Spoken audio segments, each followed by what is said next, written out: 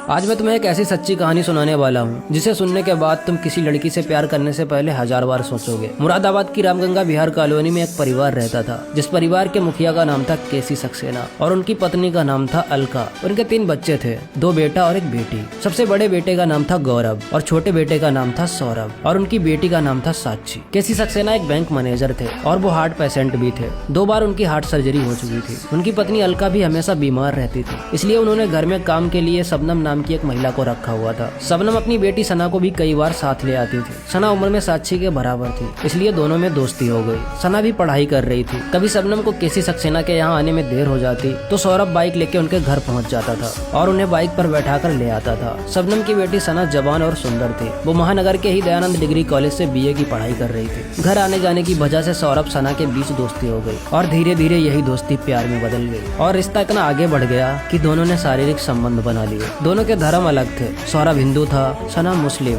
फिर भी दोनों शादी करने का वादा करते थे, लेकिन यह वादा 3 साल तक ऐसे ही खिंचता रहा और सना को लगने लगा कि वो सिर्फ धोखा खा रही है। सना पढ़ी लिखी खूबसूरत लड़की थी। उसे अब अपने फ्यूचर की टेंशन होने लगी थी। अपने पैरों पर खड़े होने के लिए उसने नौकरी तलाशनी शुरू कर दी। उसे पता चला कि आशियाना कॉलोनी में बॉडी फ्यूल फिटनेस एकेडमी नाम का एक नया जिम खुला है और वहाँ रिसेप्शनिस्ट की जगह खाली है। यह खबर मिलते ही वह नौकरी के लिए उस जिम में पहुँच गई। यह जिम खुर्शीद आलम का था, जो हरथला कॉलोनी का रहने वाला था। सना को यहाँ बहुत अच्छी नौकरी मिली, रिसेप्शनिस्ट प्लस महिला ट्रेनर के रूप में। जिम में सना और खुर्शीद घंटों साथ रहते थे। धीरे धीरे दोनों में नजदीकियां बढ़ी और दोनों ने शारीरिक संबंध बना लिए। अब सना सौरभ से दूर हो चुकी थी। जब सौरभ को पता चला कि सना किसी और से जुड़ चुकी है तो वो टूट गया। वो बार बार सना को फोन करता, जिम तक पहुंच जाता, उसे नौकरी छोड़ने के लिए कहता। सना उसे नजरअंदाज करती रही और अंत में कहा, मुझे भूल जाओ सौरभ। लेकिन सौरभ नहीं माना और धमकी दे बैठा, अगर तुमने खुर्शीद आलम के साथ शादी की तो मैं तुम्हारे फोटो इंटरनेट पर डाल दूंगा। यह बात सना को बहुत बुरी लगी और उसने ये बात खुर्शीद आलम को बताई। खुर्शीद सना पर अंधाधुंध पैसे खर्च कर रहा था।